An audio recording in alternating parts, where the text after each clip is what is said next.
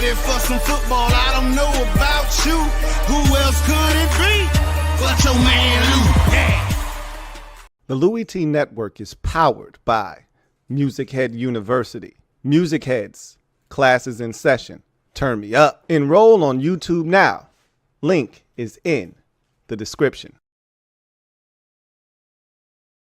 Who else could it be but me, your man, Louie T? Welcome to Thursday Night Football Overtime. Broncos, Chargers, AFC West family business. You know how the family do it.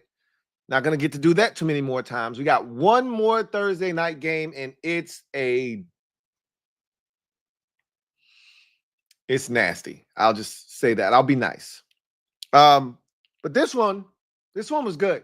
This was some quality ball, and didn't feel like it was going to be at the beginning of this thing. It didn't feel like the Chargers were going to be able to get a stop tonight.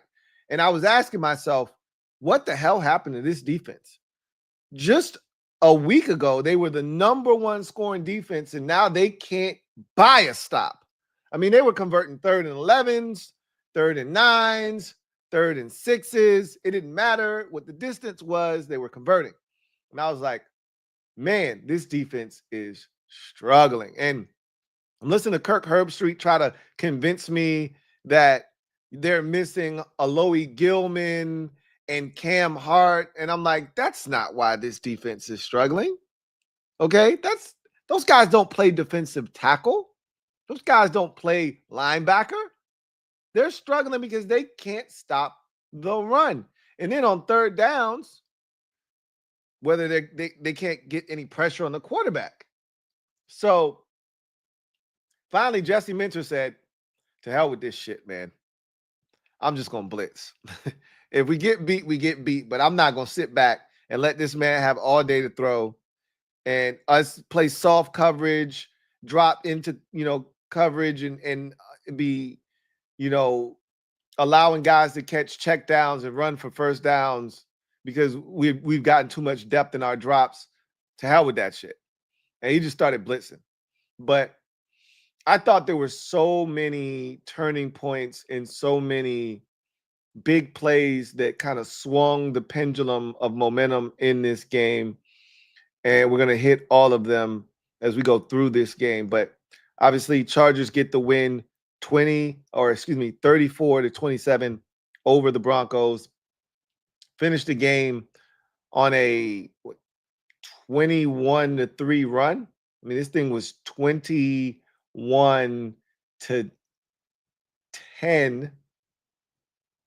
and that's when all hell kind of broke loose right before the half. We'll get to all of that, but big win for the Chargers because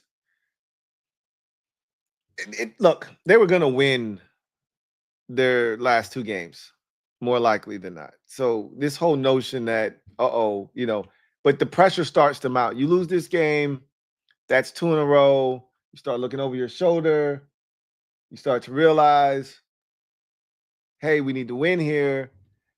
And maybe you have a cluster F against the Patriots next week, and then the pressure really starts to mount. But the likelihood is, even if you lost tonight, you were going to rebound next week, and you're going to beat the Patriots, and then you're going to finish up beating the Raiders as well. But that's no here nor there. You took care of business. You ensured yourself a winning season, and you've essentially punched your ticket to the postseason because you're winning one of your next 2. So instead of you having to win the final 2 games, you just got to win one more. That's it. And so big win. I think you would have needed to just win one anyway, but you're all but assured a playoff spot. So this was a big one. But this was another one of those games, and a middle finger to those who love to bring up Justin Herbert's record instead of just acknowledging that he's one of them ones. This is why. Bum ankle, not a ton of talent around him. Things aren't going well, but he continues to play at a high level. The throw to Darius Davis for the touchdown rolling out to his left with pressure in his face as he's getting hit, throwing across his body. What are we talking about, man? Seriously. Like, I get it. That throw from his own end zone across his body was dumb stuff, okay? Something you tell every kid at home, don't ever let me see you do that shit. And most guys in the league wouldn't even think to attempt it because they don't have a strong enough arm to be able to even think about completing something across their body like that. But that was a bad decision. And sometimes when you have that kind of talent, when you have the arm talent that Justin Herbert has, which is probably top 5 in the NFL, you think you can get away with shit that you probably shouldn't try. Like, a guy with a lesser arm isn't going to attempt that because they know they can't get away with that. But when you have the tools that Herbert has in his toolbox, it starts to allow you to get cocky and a little bit arrogant. That athletic arrogance kicks in and you're like, no, I can make that throw. Probably shouldn't do that. But that throw to Darius Davis, that was special. Okay. That was special. And I don't know of many guys in the NFL that can make that play. That was some special stuff. But I digress. Fast start. I think he started 8 of 8 in the game, but weren't able to finish drives. Got the finish on the second drive of the game. They went 3 and out. I hated the play calling on the first drive.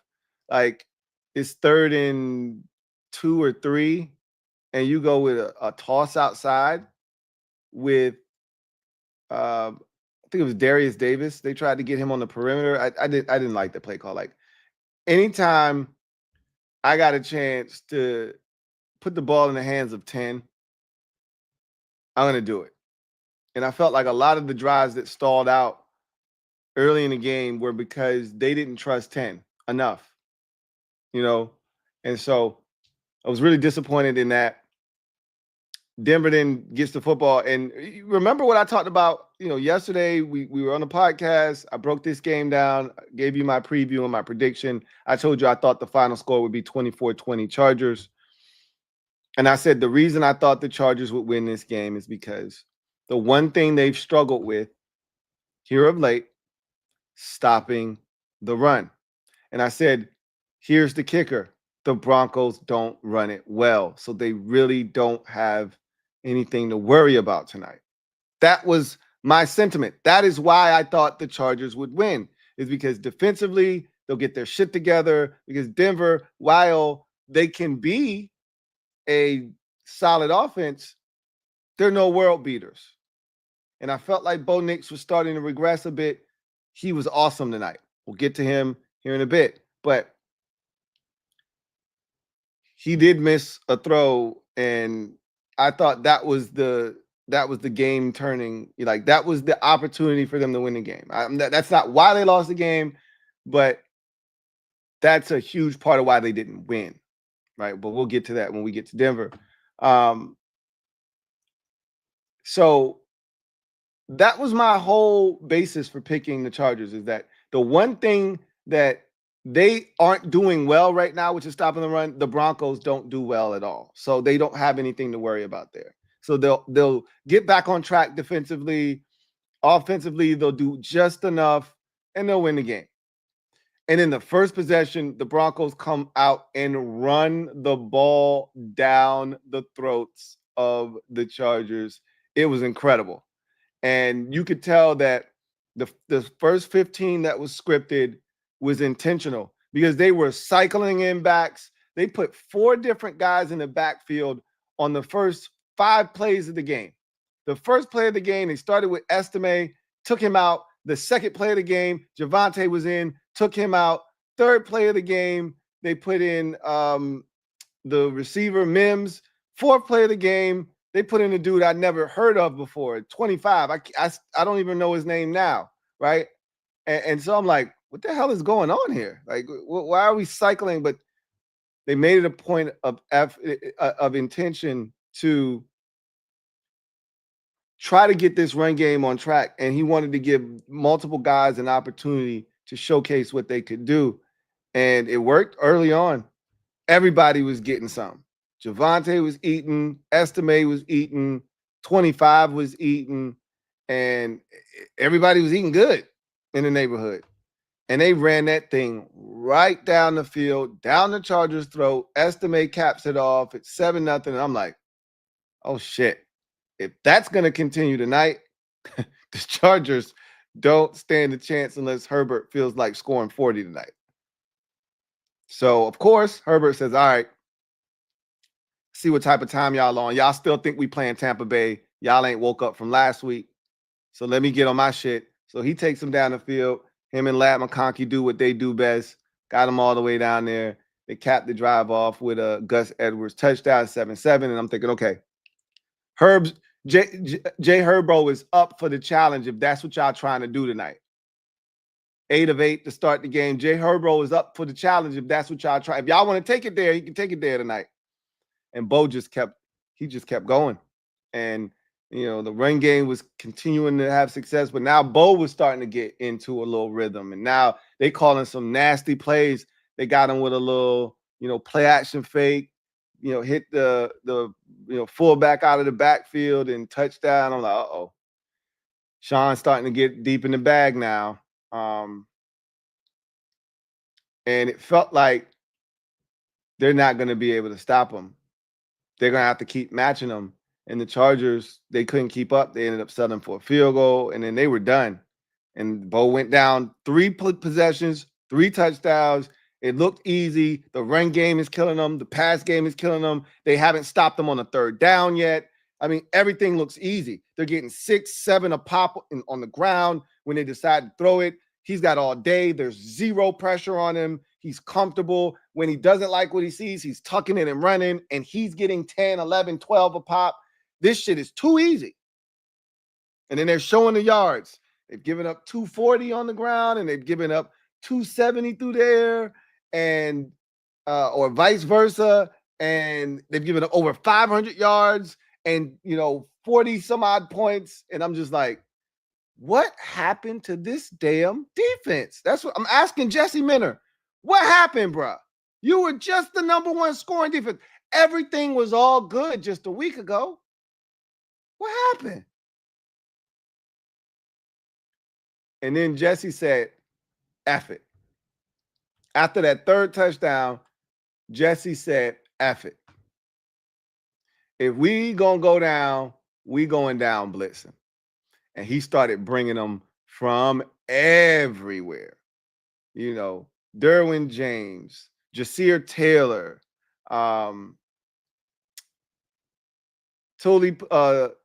Talopu. He started bringing guys from all over the map. And what it did was, Bo was still doing a good job at handling the blitz. He was, checking it down. He would take off and run if he had space. But what it was doing was it was forcing him to speed up his process. And then Bo would be off balance sometimes, and he start skipping some passes, and he start missing some open receivers. And so it got him out of their rhythm. They held a couple of times, put them behind the sticks. They still were converting long down and distances, but eventually it caught up to them, and they stopped having the success that they were having on those first 3 possessions. And then the Chargers had an opportunity before the half to get back in the game. Like, they're down 21-10, and here's an opportunity because the Broncos get the ball to start the 3rd quarter. You've only stopped them 1 time. That's it. They've had 4 first half possessions. They scored touchdowns on 3 of them. You just got your first stop against them. You need to do something here to stem the tide, because if they pick back up where they left off before the 1 stop, you're in trouble. So you need something here, preferably a touchdown, but if you got to settle for a field goal, so be it. And Herbert's taking them down the field, and then he gets picked off by Chris Abrams-Drain, the rookie out of Mizzou, and I'm like, damn, that's a hurt head right there. So here was big turn of event #1 in the game. You're pinned deep, enough in your territory. I understand wanting to take one opportunity to see if something could pop, right? Nothing wrong with that. I think that he had ran that interception out to like the 22-yard line or something like that. No harm in just checking the temperature. It was about 40 seconds left in the first half.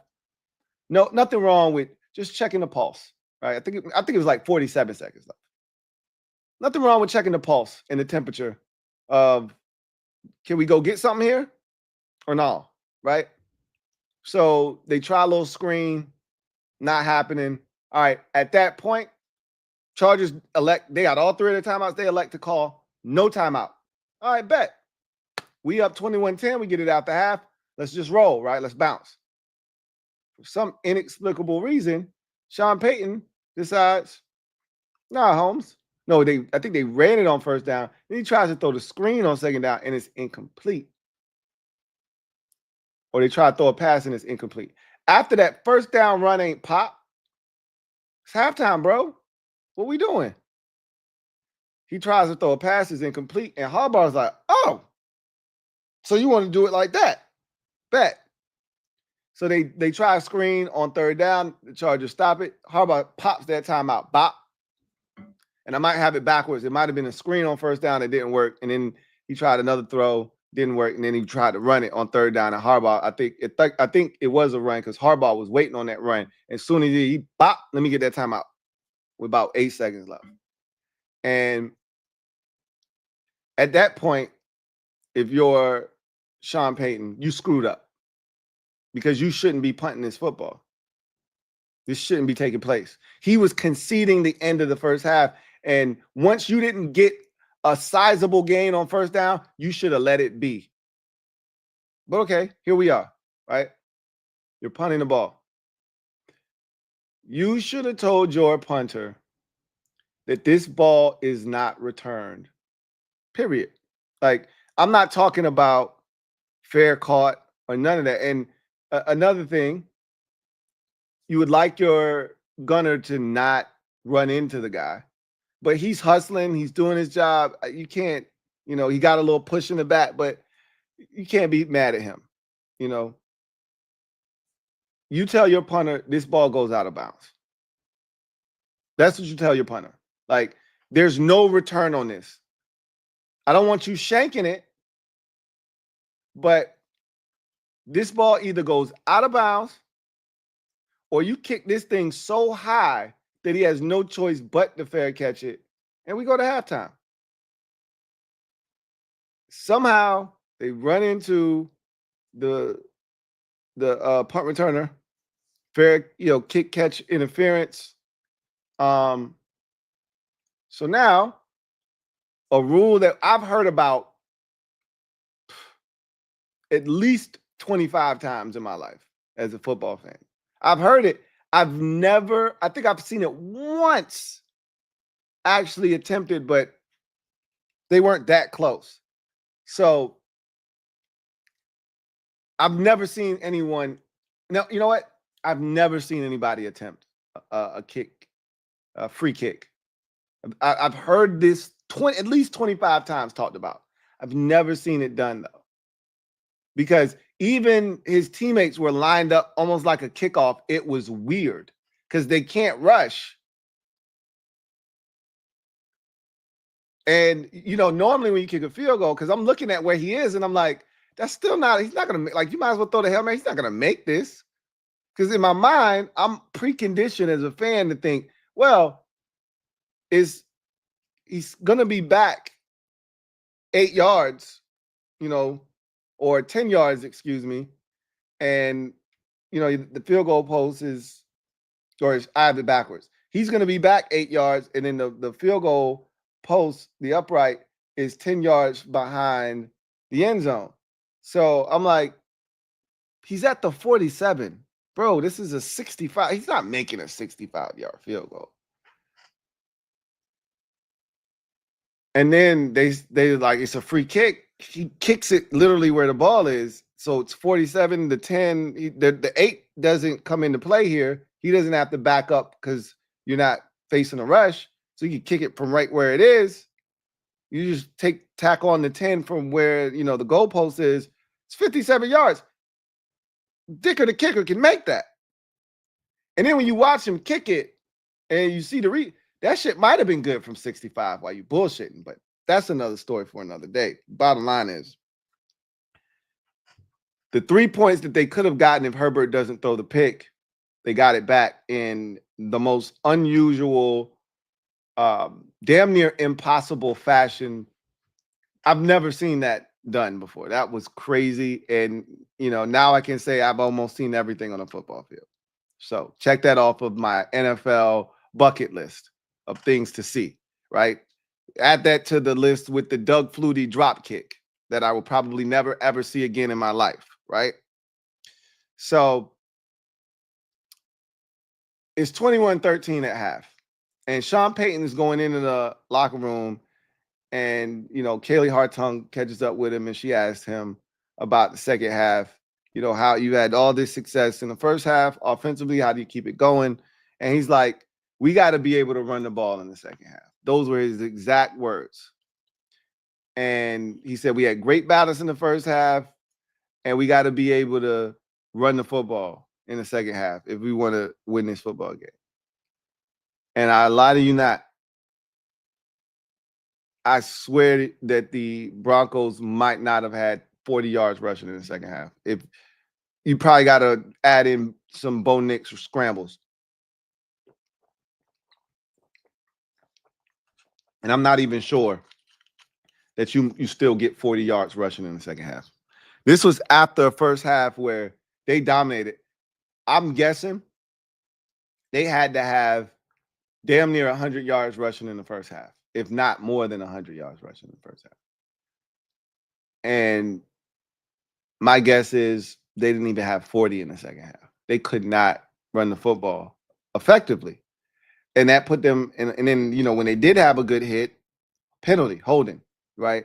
Something calling it back. So it was a struggle for them in the second half. Got to credit the Chargers defense. And I told you, Jesse Minter, at the end of the first half, he figured it out. I'm going to pressure Bo Nix. I'm a blitz on run plays. I'm a blitz on pass plays. I don't give a shit. Derwin James is coming off the backside of these runs. I'm blitzing on every single snap that I can. I have to create chaos up front because just rushing four, just playing, defense with our normal front, it ain't getting it done. We're not creating enough, negative plays. Hell, we're not even creating neutral plays. They're getting 5 and 6 and 7 a pop. And when Bo is dropping back, there's no pressure on them. They did a flea flicker. The running back, they did it with their receiver, Mims, I think. This man ran like 4 yards up to the line of scrimmage and then tossed it back, and Bo still had about 8 seconds to throw. Just couldn't. They just did a really good job of not falling for the banana in the tailpipe. But that was, to me, a microcosm of the lack of pressure they were getting. They couldn't stop the run. They couldn't stop the pass. And Jesse Minter said, all right, bet. If we're gonna keep getting our ass kicked, we're going to get our ass kicked blitzing and being aggressive. And it worked. And they were able to get stops. They drew holding penalties, which put them behind the sticks, which allowed them to get off the field. Because a lot of times, even with the holding penalties, it'd be 2nd and 18, and they end up 2-3 yards short of the first down, 4 yards short of the first down. Hell, one time, Sean Payton went for it and got it because they got a nice chunk on 3rd and long that got them into a position where they felt like they could go for it, and they did. And then they had another situation where they got close enough to go for it again on that same possession. It ended up being 4th and 3, and Payton this time elected to kick the field goal, take the points to get his field goal that he gave up right before the half back to make it 24-13. And then they would not score again until that last field goal they kicked at the end to give themselves a shot. They would surrender 21 unanswered points in that process. And you got to credit the Chargers offense for just staying the course because it wasn't pretty. And they went through a stretch there where they were struggling and it felt like the game was getting away from them. But they stayed the course. They hung in, and Herbert made some plays because the run game really still was ineffective largely. And so they get back in the game, go for 2. I thought that was too early to go for 2. I think there was a little bit under 4 minutes to go in the third quarter when Harbaugh decided to go for 2 after the touchdown to who scored that touchdown? Was that a running? That might have been a rushing touchdown. I felt like that was like Herbert threw a touchdown pass. I think he threw a touchdown pass, but no, Gus Edwards got in on a run there for a touchdown, his second of the night, and they went for 2. I thought it was a bit premature going for 2 there. Don't chase points in the third quarter. Look, you know, this is not your last time scoring. And I didn't think it would be the Broncos' last time scoring. It almost was. But there will be more points scored. Don't chase points right now. You'll be back down here again. But in his mind, and this is what the analytics probably told him to do, you go for 2 in that situation because 4 and 5 are the same thing.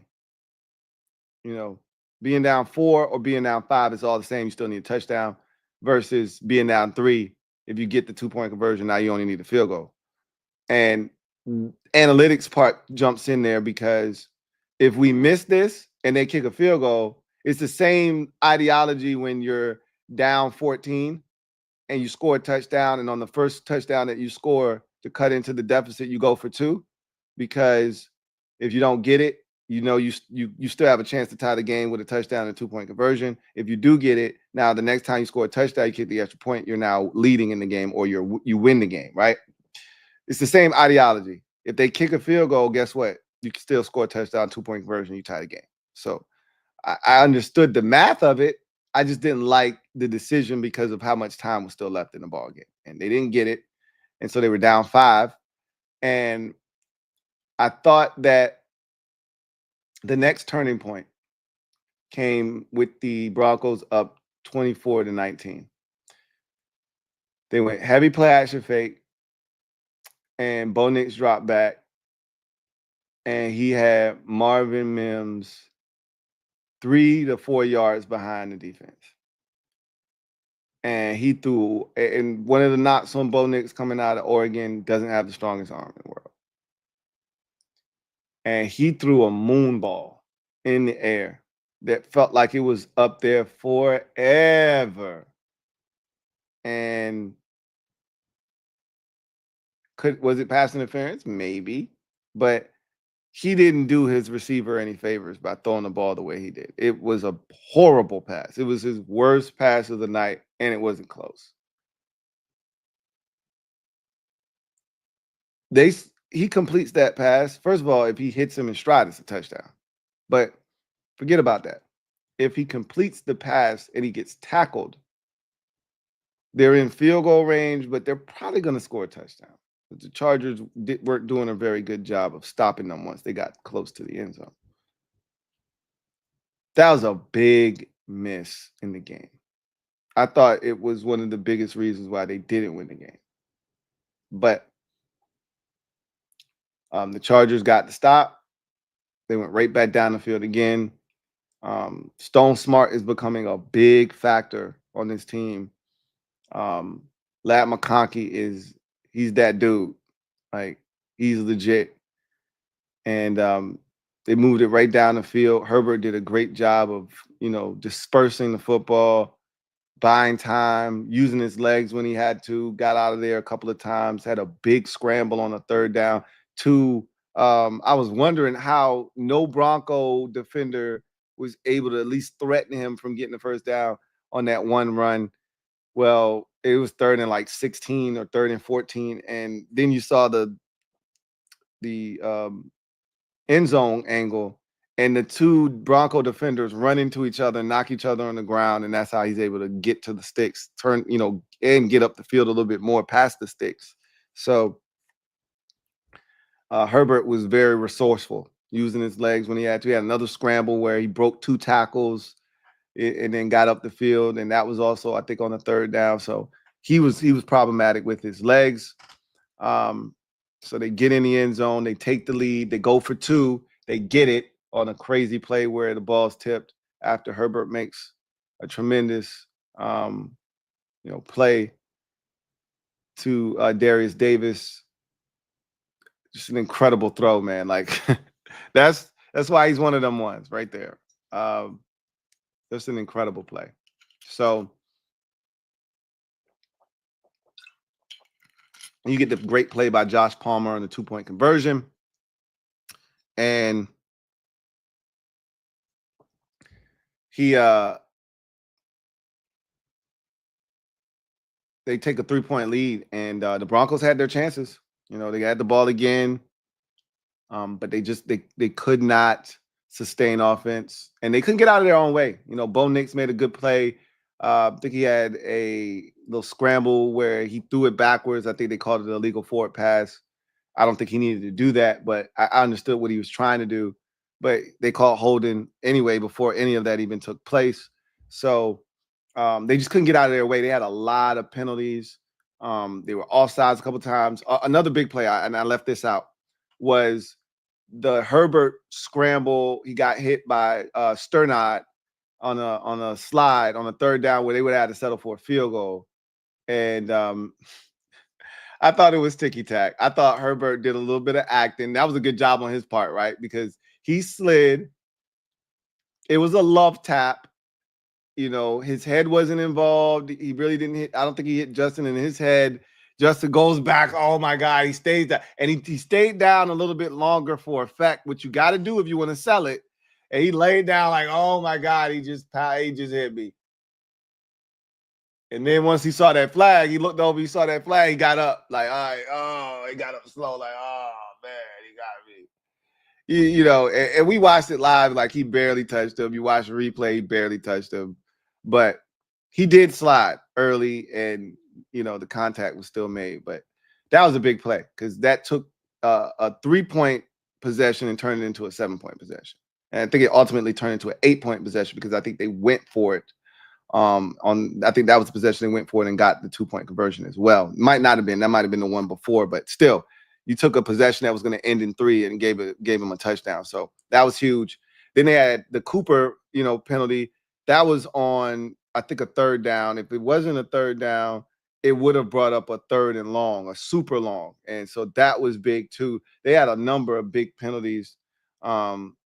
Did the Broncos defensively that helped out the Chargers in this game as well. So that was another turning point there, that Sternad penalty. But QJ had a drop. And I was saying, if they have to punt down there, because that would have made it 3rd and like maybe 4 if he didn't break a tackle, because he looked like he was going to catch it, get up the field a little bit. But if they had to punt, because they were deep in their own territory, Chargers fans would have been on his ass. Pause. But as it would happen, as fate would have it, Herbert was able to extend run.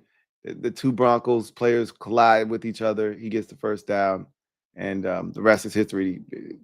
Like 6 plays, 90, 4 yards, 96 yards, whatever, touchdown to Hassan Haskins to pretty much seal the deal. And what a turn of events in the second half. This, if you turned the game off midway through the second quarter, you thought the Chargers were going to get blown out. You would have never guessed that the Broncos would only score 3 more points the rest of the game. You would have never guessed. Not after the first 3 possessions of this game. You would have never guessed that they didn't score 40 plus tonight, with the way they were humming on offense and the incapability at the time of the Chargers to get off the field, especially on 3rd downs. There was no way you thought that the Broncos would only end up with 24 points. At 21 points midway through the second quarter. Which takes me to the Broncos. Big win for the Chargers, man. And they still, the only bad thing to come out of this is they still don't have a win in a game decided by 3 points or less, which this game was at one point. And then they scored the touchdown. And so they still lost their last 11 games that have been decided by 3 points or less. So That's the only thing that sucked in this whole thing for the Chargers, but they don't give a shit. They just wanted to win the game, and they did. If you're the Broncos, look, man, you might be in some trouble here, right? Like, this was the one to get. Now, your saving grace may ultimately be the Chiefs may not need week 18, right? And with Mahomes dealing with an ankle, it's very realistic that they sit him in that season finale, especially if they don't need it. You don't need that regular season finale. If they beat the Texans, well, they have to win their next two in order to make week 18 irrelevant because they can't finish tied with the Bills. So they're up 2 with 2 left. So they could, if they lose to the Texans, they're going to need that last game of the season, no matter what, unless Buffalo loses. And I don't see the Bills losing to, I think they play some garbage team at home, like somebody that we expect them to take care of business against. So that's what it could come down to, because I don't see you beating the Bengals. I'm gonna be honest with you. Now, their defense is still ass, but Burrow is still cooking. Now, the Broncos defense is the type of defense that would give him some problems, but we'll see. I mean, Cincinnati has the Browns. That's family business. Anything can happen, but the assumption is they're gonna win that game because they're the only one. Nobody's worried about Miami. Nobody's worried about Indy. Those Indy has the softest schedule though of any team, but they're capable of losing to anybody in their division. They're not good. It's Cincinnati that you're worried about because you play them next week. If they beat you head to head, it's a very similar situation to what the Commanders face, right? They're comfortably ahead right now, but they play the team in week 17 that could ultimately be the team that bounces them because of the head-to-head matchup if they don't take care of business. And so you got Bengals on the road, Chiefs at home to finish up. I can see you losing both of those games and missing the playoffs. So it's not going to happen because ultimately I don't trust Cincinnati. So we'll see. And I really don't think the Chiefs are going to need that final game. So you should be able to beat them at home, theoretically speaking. You should be able to beat Carson Wentz. But I digress. You had your opportunities in this game. I was shocked at how well you came out running the football. You have not been a good rush offense this season at all whatsoever, which is why I didn't think you would win the game. And then for you to come out clicking on all cylinders on the ground, almost shocking that you didn't continue to have success in the second half because the Chargers have really struggled to stop the run this season. And you sort of reverted back to your inability to stop the run. And that's what ultimately hurt you because then you had to rely on Bo Nix. And not that he wasn't capable. Bo Nix had a really good night, 29 of 40 for 263, 2 touchdowns. I don't think he ever put the ball in harm's way. He had 1 third down where he tried to force it to Vele, and it got tipped in the air, but he never put the ball in harm's way tonight. Like I said, the one play he probably would love to have back is the miss to Marvin Mims Jr. He was so wide open. And in this league, I talk about this all the time, what separates the good quarterbacks from the elite quarterbacks is 3 or 4 different metrics and 3 or 4 different things. But one of those items is the ability to hit the deep ball when it is provided to you, when the opportunity is provided, because you don't get those opportunities very often in this league. It just, most teams want to force you to be patient. They want to play 2 high safeties. They want to force you to do it over and over again, force you to make the right decision, make the right play, execute without making a mistake, no holding penalty, no batted ball, no negative play on first down on a 2-yard loss on a run, and then a batted ball on second down or a drop pass, and now it's 3rd and 12. Like, they force you to be patient because they're not giving up the big play. And when you get that opportunity, when they finally come out of that 2-eye shell, when you finally get a safety that's being nosy and bites the bait over the middle on a seam route or a deep over, and you get that one-on-one up the sideline, you can't miss, especially if they're wide open. And he missed. And that was the dagger. That was the one that was going to put the Chargers away if he hits that one. And he missed. That one hurt. That one hurt bad. But the defense was very disappointing because even though the offense wasn't generating any points, the defense is supposed to be the catalyst of that team, and they didn't stand tall. They didn't do the things that they needed to do to give the offense more opportunities. They really failed them in the second half, but it goes hand in hand because it felt like the Chargers dominated time of possession in the second half because the Broncos offensively could not sustain offense. Not necessarily going 3 and out, but you get 1 first down, then you punt. Now your defense is back on the field again. And so that's a bitter pill to swallow if you're a Broncos fan because the opportunity was there. You were dominating, and you knew what lied ahead. You knew that waiting around the corner are 2 teams that are very dangerous in the Cincinnati Bengals, who are fighting for their playoff lives as we speak, and the Kansas City Chiefs, who you could have beaten earlier this season, but good and well you don't want to have to face the Chiefs with the season on the line, especially if they're playing their players. You could have avoided all of that if you would have won tonight. You would have clinched a playoff berth, and all of that would have been a moot point. Instead, now you fighting for your playoff life. So that is some interesting stuff, to say the least. Bo Nix, I just need to say this. He played well tonight. He played well. He used his legs. He was on time. I thought he used the outlets, the checkdowns, his 5th eligible a ton tonight. Guys would chip, they would stay in, delay, release late, and he would find them. He never made, like I say, he never put the ball in harm's way.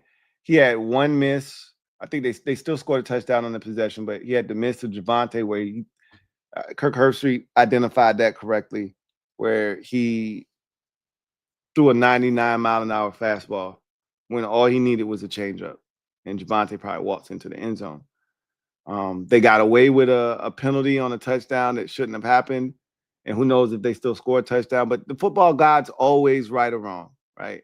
They got away with that, so there was some get back later on in the game.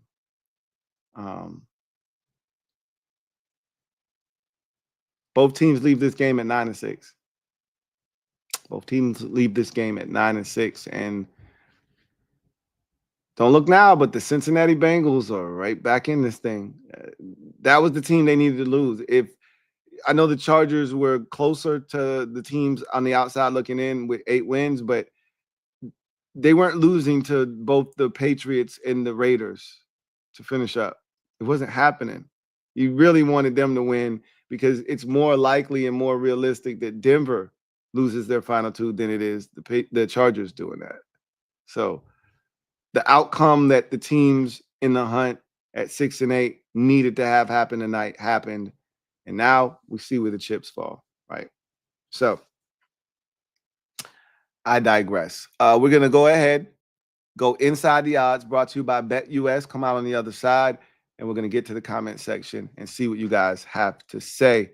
Let's go inside the odds, brought to you by BetUS. Inside the odds.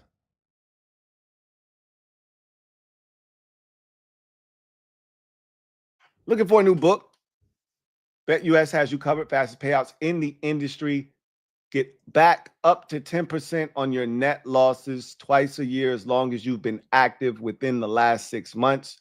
And here's the kicker. For brand new users, head over to betus.com. Use the promo code YouTube150 to get you a 150% sign-up bonus on your first deposit up to $2,000 and 125% sign-up bonus on your next 2 deposits up to $2,000. When you use the promo code YouTube 150. Also, bet responsibly. Don't bet more than you can afford to lose, and do not chase your losses. It's a very dangerous road to go down. So, with that said, the Chargers were 2-point favorites tonight.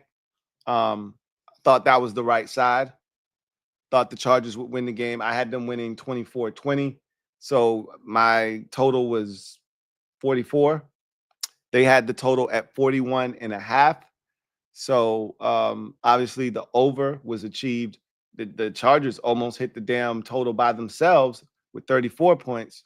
Broncos scored 27. So the total ended up being 61? I believe that 71, excuse me, is 34 plus 27. So no. When is that? 61. I think I had it right the first time. 61. 50 plus 11. So 61. So obviously the total was, the over was smashed on that. I think when it's all said and done, and big shout out to BetUS for providing us with these odds for this game tonight. I think both of these teams are going to make it to the playoffs. And I was really fascinated by the matchups that they showed. If the playoffs started today, you would have had a 2-7 matchup of these Chargers and the Bills. That's not a good matchup for the Chargers at all. And then in the 3-6 spot, it would have been a rematch of Week 2's contest, Broncos and Steelers. That Week 2 game featured no touchdowns by the Broncos. They lost that game 13-6. That's when Bo Nix was still struggling with turnovers and making a bunch of mistakes. And they lost that game 13-6 at home. So that would have been an interesting rematch because this is a totally different Denver Broncos team from the one that they saw in Week 2. However, we all know the Ravens are going to win that division. No, we don't all know. I believe the Ravens are going to win that division, and I think they're going to make a statement on Saturday against the Steelers and come back and take that division from them. But that would have been an interesting matchup, and then you would have had Ravens and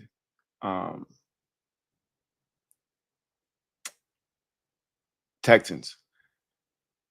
If I'm Denver, I want no parts of Baltimore. Played them earlier up at their place, got my ass reamed. Pause. If you're the Denver Broncos, you would much rather see Pittsburgh.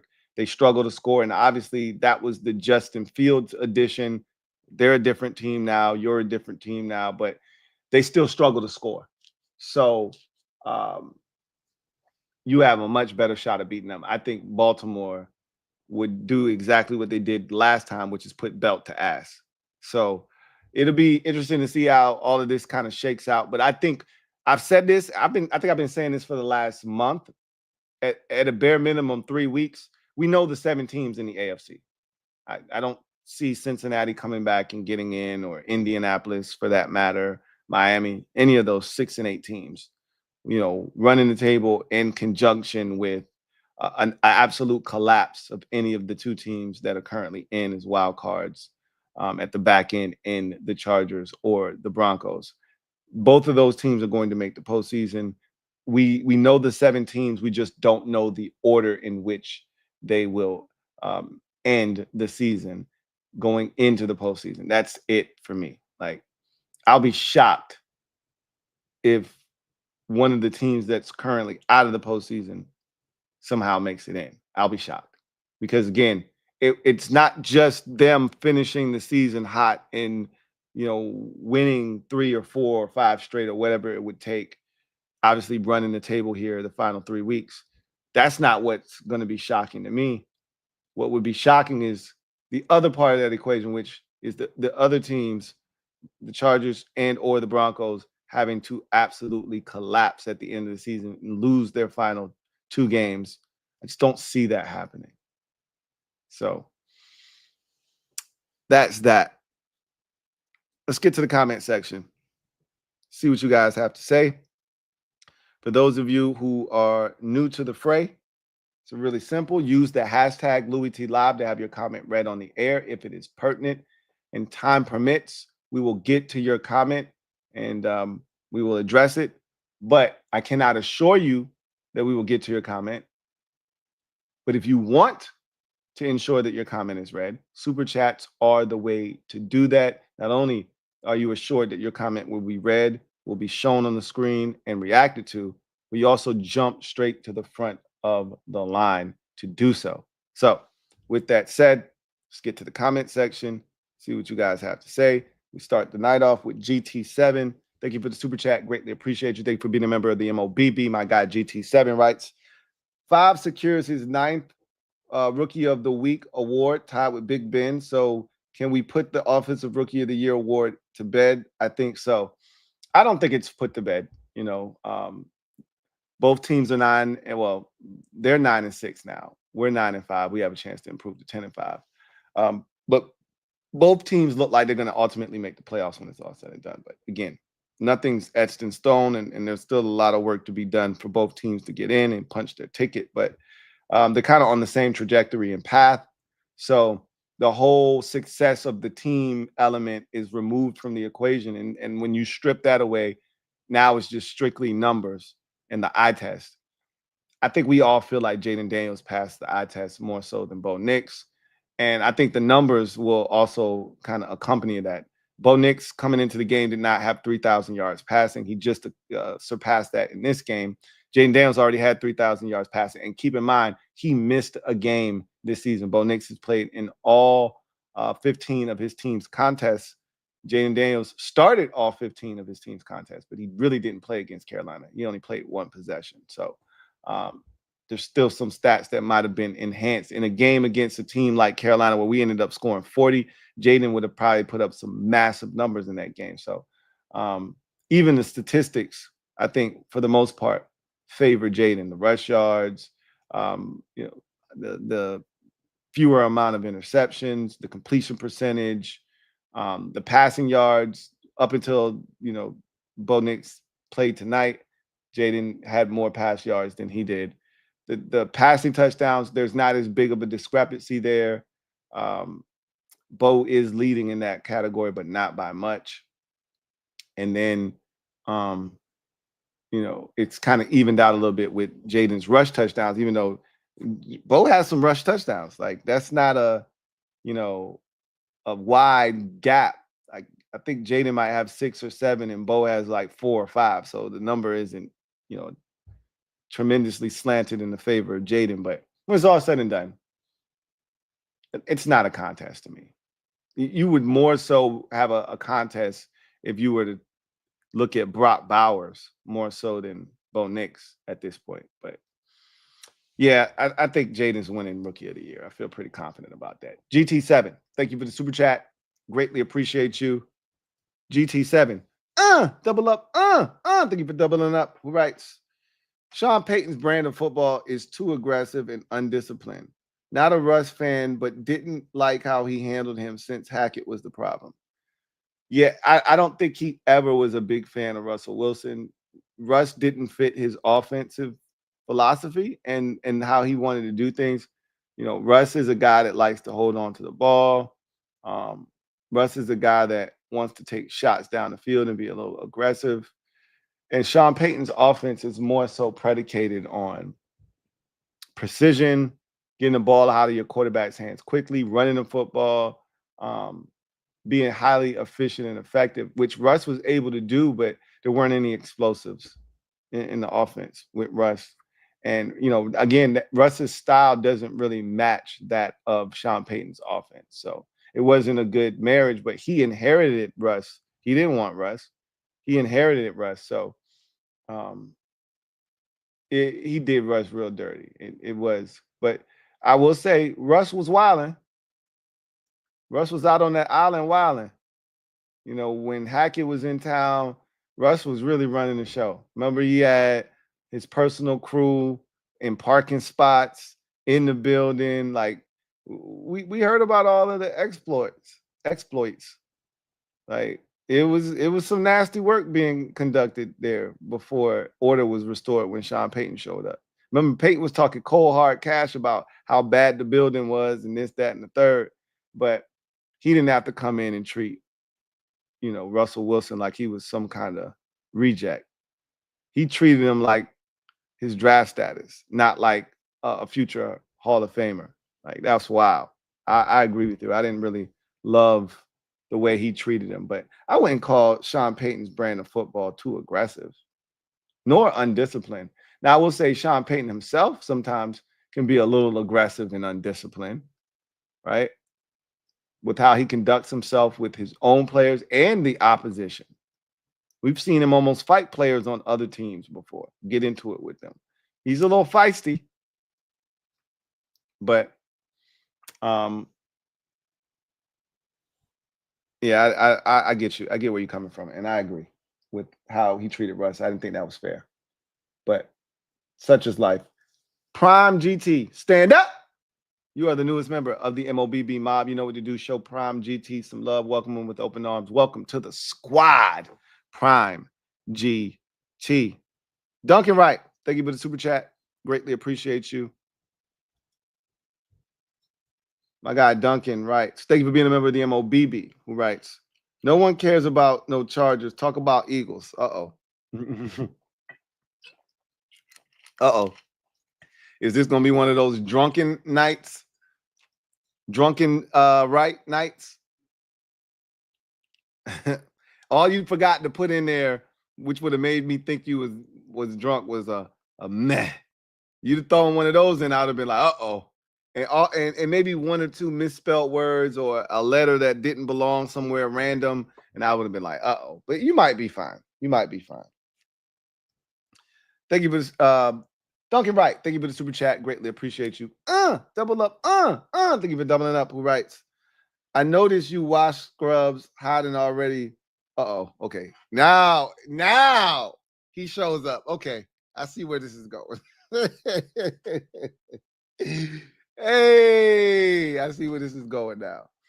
All right. But beer me. Okay. I see where you at. You good?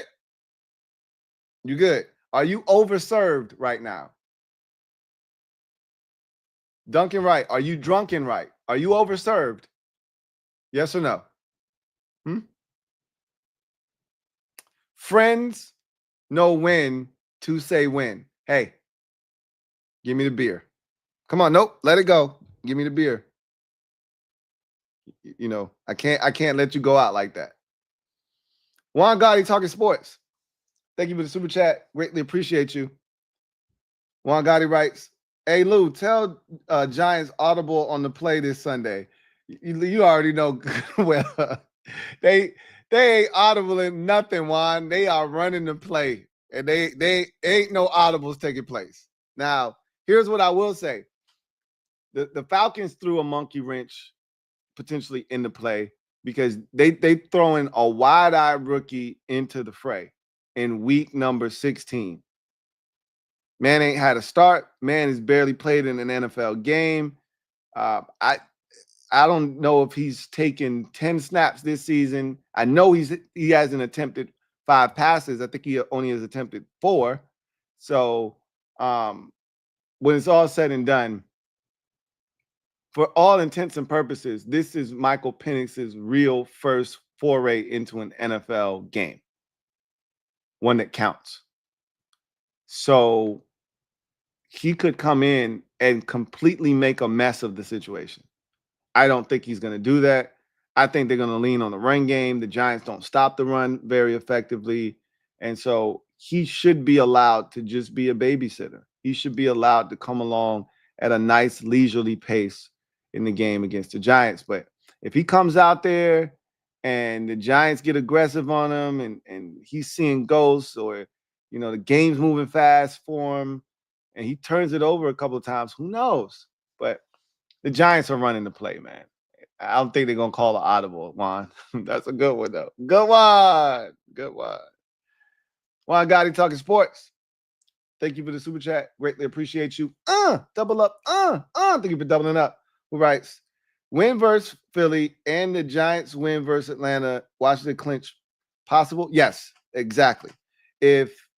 So let me back up a second. That's not entirely true. Washington would need to win, Atlanta would need to lose, and the Seahawks and or the Rams would need to lose. So that is the proposition. If those two things in conjunction with Washington winning take place, then Washington is in. But keep in mind that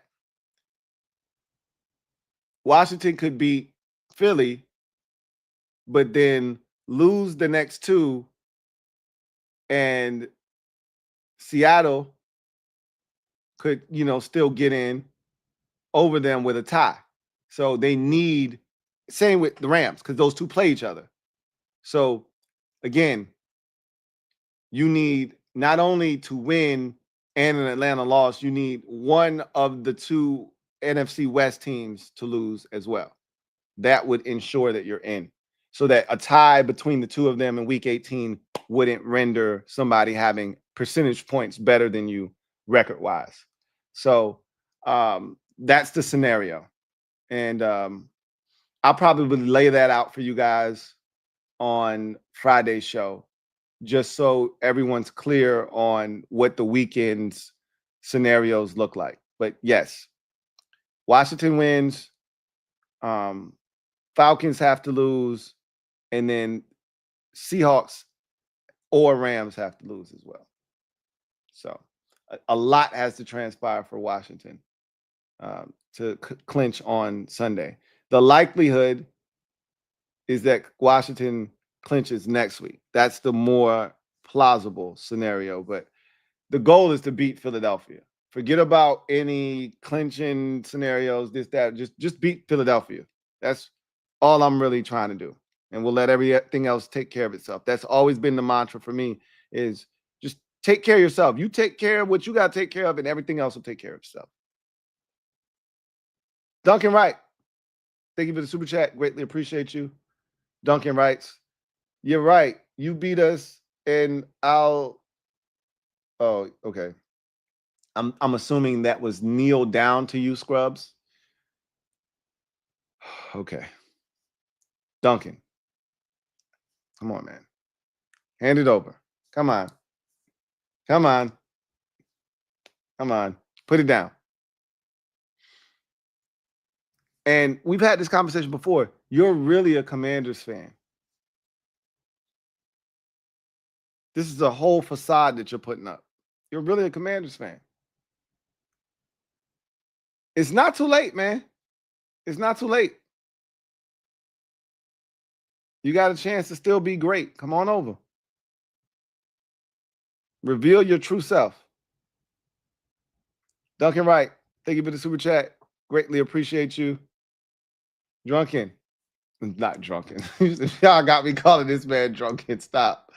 Duncan writes, and what the F I pay for YouTube Premium, yet you give me ads. Okay, it's ads with 1D, not 2, right? And YouTube doesn't have anything to do with that.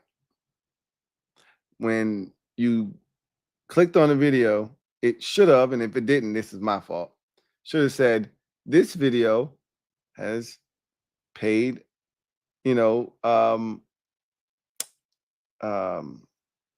like paid ads or whatever. It doesn't say ads. It's an actual word it uses. But then you know that somewhere in here you're going to get something, some kind of advertising. But you might have been 2 sheets to the wind by the time that showed up. So it's all good. Duncan Wright, thank you for the super chat. Greatly appreciate you. Duncan writes, again, you scrubs want respect. You scrubs best us Sunday. That's the goal, right? If you want respect, you got to go take it. You can't talk about it. You got to live it. You got to get it done. And we got an opportunity on Sunday. So let's go do it. Juan Gotti, talking sports. Thank you for the super chat. Greatly appreciate you. Who writes, I'm guaranteeing victory versus Philly, then drubbing Atlanta. I wish I had the same level of confidence in guaranteeing a victory, but I mean, I feel damn good about this game. I ain't even gonna front, man. Way better than I did the first time around when we were 7-2. I fully expect us I think we were 7-3 actually going into that first Eagles game. We had just lost to the Steelers. I fully expect to win this game. Not enough to guarantee victory, but I might as well.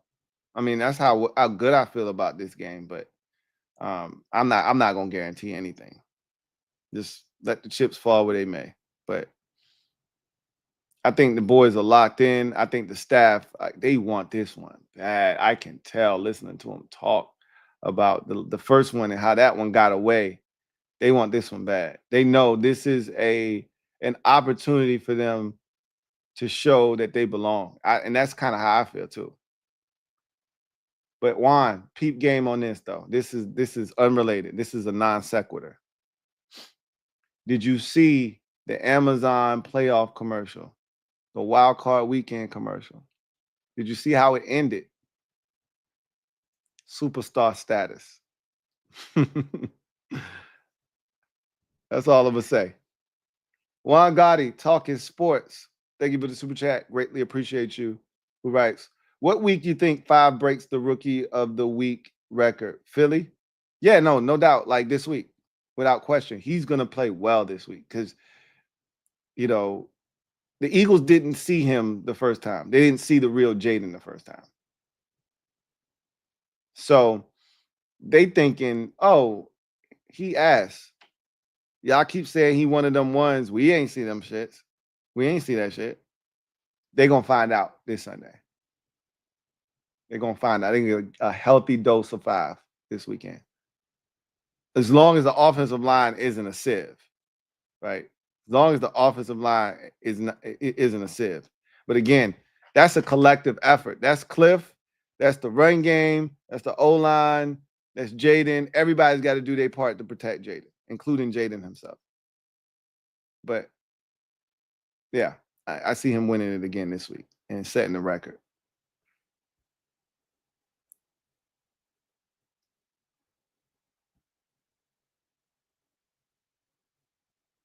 All right, let's get to the comment section, see if we got anything in here real quick.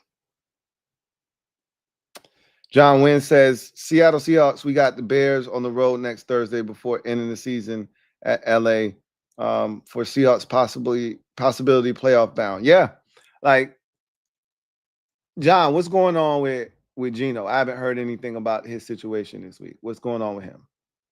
Talk to us. Derek B says, did you catch what 6 yards per carry on defense did for Bo Nix? Made him look elite. Running the football effectively will make anybody look like an elite quarterback. I'm not arguing with you about that, Derek B. My argument is that with us, effectiveness is great, and that's what you strive for, and you would prefer that. But what my argument is, the consistency of running it, the attempts are what are important for our offense as well. I'm not telling you that as a standalone is all we need to have are the attempts. I'm just telling you that's important. There have been games this season, i.e. the Ravens, where we abandoned the run because we didn't think we could run. And so you don't stand a chance offensively when you don't run the football. You have to run. There have been games this season. Cincinnati is a great example. We did not have success. Austin Eckler had one big run for a touchdown in that game. Jaden's legs were the only source of rush yards in that game. Brian Robinson had 15 carries for 31 yards in that game. We struggled to run the ball, but they did not stop running it, and that led to big shot opportunities down the field because they had to respect the fact that we were still willing to run the football. And that's what I was referring to. Same thing happened in the Saints game. We did not run it effectively, but we kept running it, and that's why we kept getting opportunities down the field. They blew one coverage, but the other two, they had to respect play action fake. And that's how we got those opportunities because we were running the football, not effectively, but it was the attempts. And that is important for us. We have to run the football. And yes, you would prefer to be successful while you're doing it.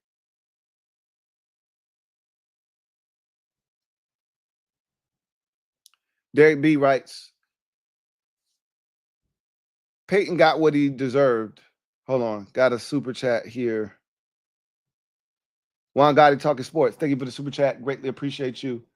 Juan writes, B-Rob hate the Eagles. He gave them a here damn comp. So I saw your video about him saying that we should have beat them and we're a better team, essentially. I didn't see that quote from him. Like, I saw bits and pieces of his locker room scrum interview. Maybe I need to go find like the entirety of it. Maybe I need to find it in its entirety. Because I got the JP Finley version, which after JP asks his questions, he usually bails. He doesn't stick around for the rest of it. So I might have missed the part where he said, but I could tell he wasn't like super impressed with him, because he was like, they lead in the division, and they good or whatever. He said something to that effect, like I ain't really trying to get them too much credit, but I mean, they are leading the division, so I gotta respect them. But I didn't hear it. I gotta go back and catch that. Juan Gotti talking sports. Thank you for the super chat. Greatly appreciate you. Juan writes, Sam gets in. I root like hell. We cooked him though. Yeah, we did. Like I said, you can't tell me Sam Howell isn't talented, but the bottom line is, if you break a quarterback, you break a quarterback. And he may just be damaged goods now.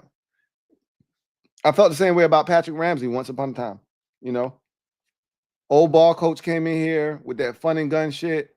No, empty sets, no pass protection. Teams blitzed him. We're hitting Patrick Ramsey, and he went from a competent quarterback that could sling it to a guy that was a shell of himself because he was always expecting to get hit. So I think we might have broke Sam, but you never know. Maybe we didn't. Derek B writes, Peyton got what he deserved for not punting the ball out of bounds with only 8 seconds left. Time would have run out and been out of range for a Hail Mary. I suggested they did the same. They should have did the same thing. I mean, you got two options. You kick it as high as you can, which it was supposed to be fair caught. Fair catch was signaled for. But to avoid all of that, you kick it out of bounds. I think you probably more so wanted in play. Now that I think about it, though, I think you probably more so wanted in play because of what could happen. You punt that thing and he muffs it, you might have a chance. Now, even as we saw, if he muffs it and the time it takes to recover it, it was only 8 seconds, like you said, probably not going to get a chance unless there's a penalty to do anything with it. So it really doesn't benefit you. Now that I've just taught myself through it, it probably doesn't even benefit you to do that, because with 8 seconds left, and unlike a kickoff where the clock doesn't actually start until the ball is either advanced into the field of play or it touches in the field of play, well, not even touches, if it's advanced into the field of play.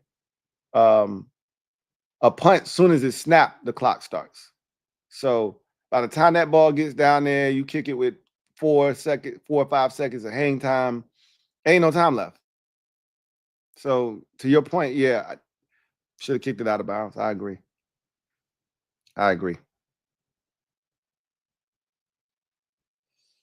Juan Gotti talking sports. Thank you for the super chat. Greatly appreciate you. Who writes, B-Rob, they division leaders, I guess.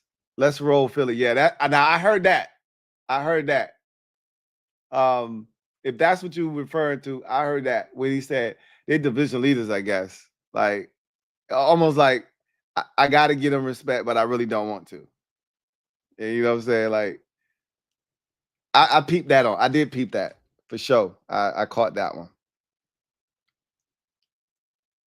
Rocky D, thank you for the super chat. Greatly appreciate you. Rocky D writes, B-Rob made that quote on radio called The Junkies. Oh, so he said something on their program on the radio? Or are you saying that the quote that he had at his locker ended up on the Junkie show and they were talking about it. So, it could become essentially bulletin board material, maybe. Which one are you saying, Rocky D? Juan Gotti talking sports. Thank you for the super chat. Greatly appreciate you. Juan Gotti writes, Lou, can you explain the free kick? I wasn't born in 76. Okay. Yes, I can. So how this works is at the end of a half, like if you have a play that happens at the end of a half, like we just saw, and a penalty occurs. So anytime you get a punt at the end of a half, and you have a penalty, you get what is called an opportunity at a free kick. So in these situations, there's no more time on the clock. Time is expired. The half is actually done. But because a penalty happened on a fair catch opportunity, now you get an opportunity to get a free kick.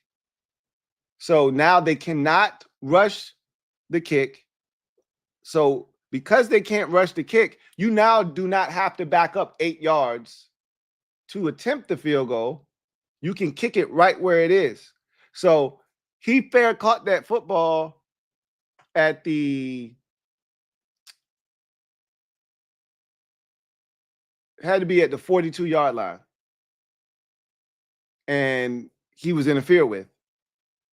So fair catch interference is a 15-yard penalty. So they tacked on the 15 yards from where the infraction occurred, which put it at the 47. So they had 2 options. They could either attempt to play, which would have been a Hail Mary. So that's called an untimed down. They would have got 1 untimed down because the clock had already expired. But since the half can't end on a penalty, they would either got 1 untimed down or a free kick, right? So they elected to go with the free kick. Normally, you're not in field goal range, so you don't elect to go for the free kick. Because if a penalty is committed while you're on special teams, 9 times out of 10, you're not in enough range, even after a 15-yard penalty, to kick a field goal, right? But it just so happened that fair catch occurred in a spot where you tack on the 15 and all of a sudden you're at the 47-yard line. Now you don't have to back up the extra 8 yards. Your kicker has a leg. Now you can attempt the field goal. So that's what they ultimately elected to do. And so they kicked it from the 47.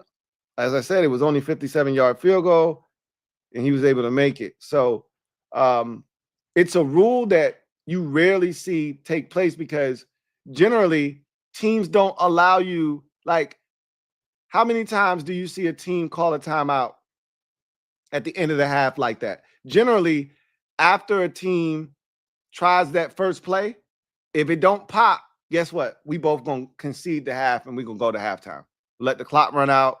I might take a knee and we both go to halftime, or I might run it and then we both go to halftime. But rarely do you see a scenario where you try to play on first down, the clock's running, both of y'all are cool with going to halftime. Then you decide all of a sudden, nah, you know what? I don't want to go to halftime yet. And you try some shit and then it don't work. And then you try to run it on third down. So we can now you're like, all right, now let's go to halftime. And now the other coach is like, nah, F that. I was cool with going to halftime at first. Now you don't want to go to halftime. Now all of a sudden, because your plays didn't work, you want to go to halftime now. Nah, I'm going to bang this time out and make you punt it now. You done messed up. Generally, you don't see this play in the NFL because usually both teams concede. Let's just go to halftime. And Harbaugh was willing to do that until Peyton got aggressive for no reason because they weren't close. And the first play didn't work. And he let the time run. It would have been different if after, I think the first down was a screen and they got like 4 yards, maybe 4 or 5 yards. It would have been different if Peyton would have banged the timeout. Bow. Okay. All right. They try and do something. But he just let the time tick down. And then he ran another play and it was an incomplete pass. That stopped the clock. And so now Harbaugh's like, oh, you know what? I'm going to make you kick this now.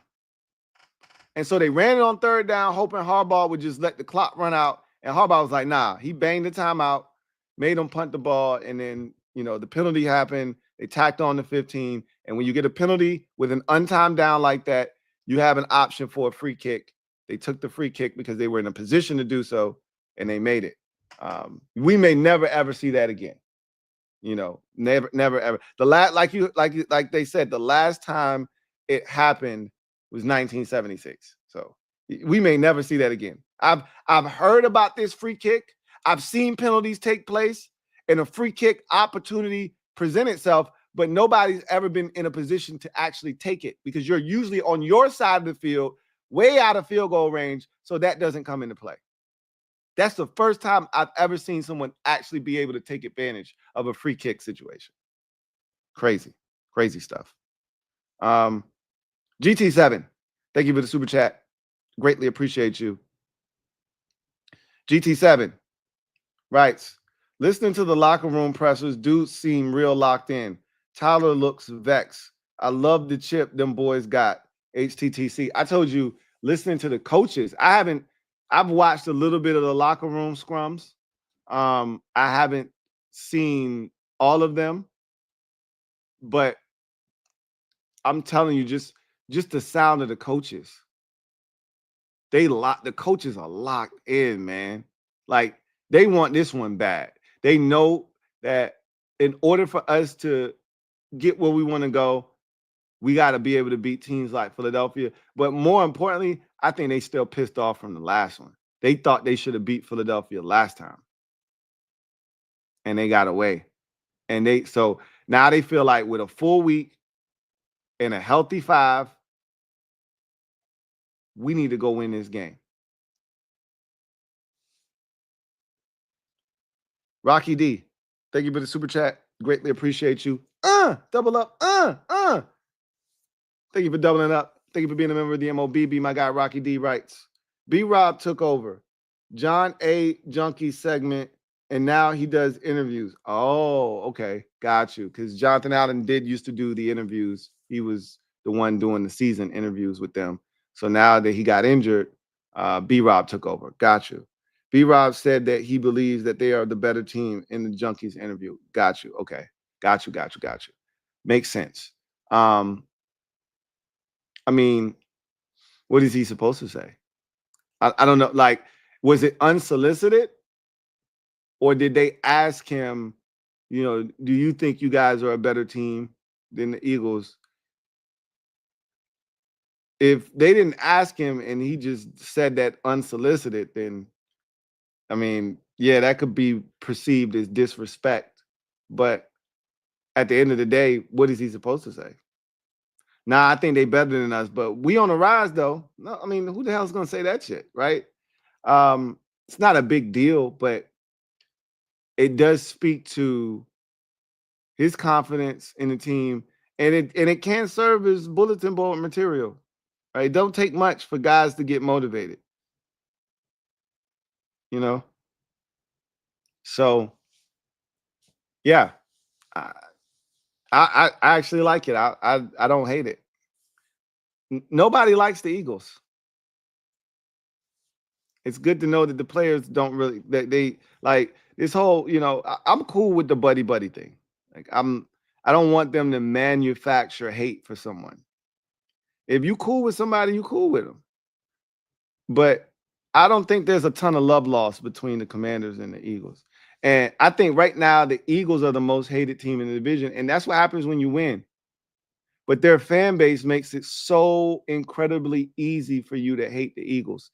I don't know how true the Michael Parsons thing is. But, he's got his own podcast. So I wouldn't put it past him to have said something like this. But I saw somewhere on social media that he had said, he's not rooting for the Eagles, even though the only way for the Cowboys to make the playoffs is for the Commanders to lose out and them to win all the rest of their games. And so he should, theoretically speaking, be rooting for the Eagles to win. But he was like, nah, F that. I ain't rooting for the Eagles ever. Can't stand them. I know the only way for us to get in is for the Commanders to lose, but I don't care. I'd rather the Commanders beat them then them win the game. I hate the Eagles. I be seeing their fans talking trash on social media all the time. He said, I'm never rooting for them. So, and that's coming from a dude that's from Pennsylvania, like Michael Parsons. I shouldn't say that. I don't know if he's from Pennsylvania. I think he's from New York, but I'm not sure exactly where he's from. But he went to Penn State, so I'll leave it at that. But I've seen him at Eagles games and stuff like that. I'm not Eagles games, excuse me, 76ers games, stuff like that. But he all over the place.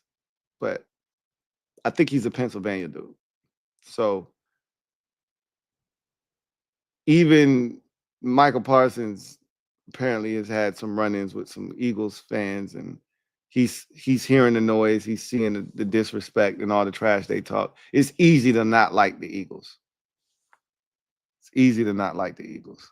They make it very easy to not like them. Anyway, I digress. But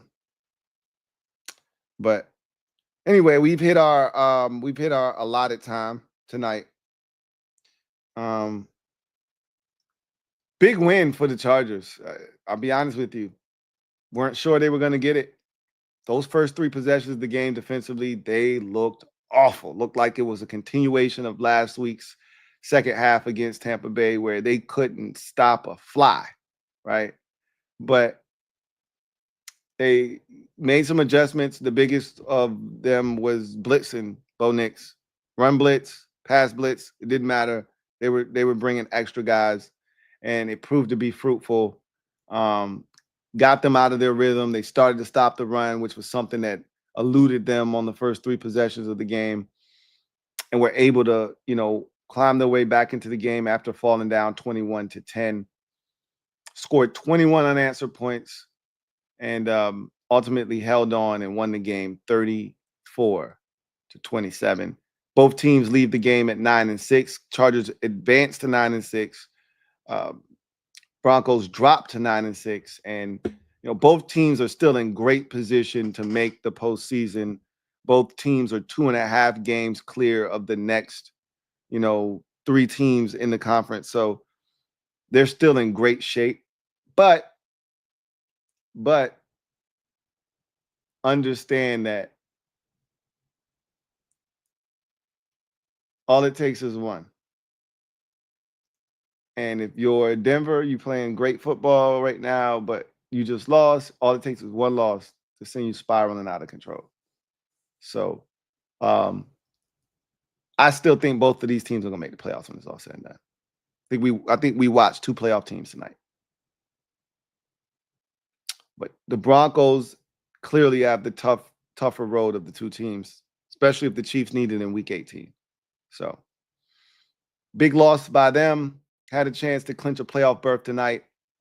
Now they got to try and do that next week against a very dangerous and live Cincinnati Bengals team. And if the Bengals beat the Browns this week and improve to 7-8, you're going to get a Bengals team that is believing that we still got a legitimate shot at making the playoffs. And in order to do that, we got to beat the team that we're playing at home next week in the Denver Broncos. So you could end up getting a Bengals team that is locked in and giving you everything they've got. So missed opportunity for Denver. Big win for the Chargers. They feel like a lock to make the postseason now. Not that they didn't before, but 8 with coming off of a loss, and if this would have been a second straight loss, this would have made them losers of 3 out of their last 4. They were definitely struggling. You could make the case that they were about to do the Charger thing and literally implode. But coming back and winning the game tonight in the fashion that they did made a statement. And I think this Chargers team, if they play the way they did tonight on offense, they have a shot, especially in the second half. But give a quick shout out to BetUS for sponsoring the stream.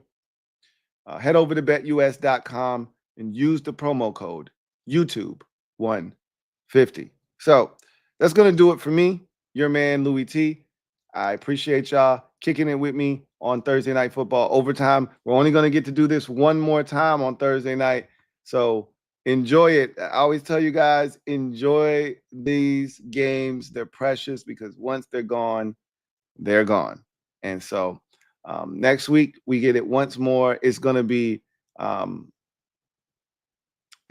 ass. That game's going to be ass. But it is what it is, right? We've had some good ones on Thursday night, and I don't think that one's going to qualify next week. But such is life. Chargers win 34-27. Both teams 9-6. I'll see you guys tomorrow. Don't forget, we got football on Saturday. So you're probably going to see me on Saturday. Got 2 of them on Saturday. Chiefs, Texans, Ravens, Steelers. So we got Saturday football. That's when you know it's almost over, when we got Saturday football. So anyway, I digress. You guys have a good one. Take care. See you next time. God bless and good night.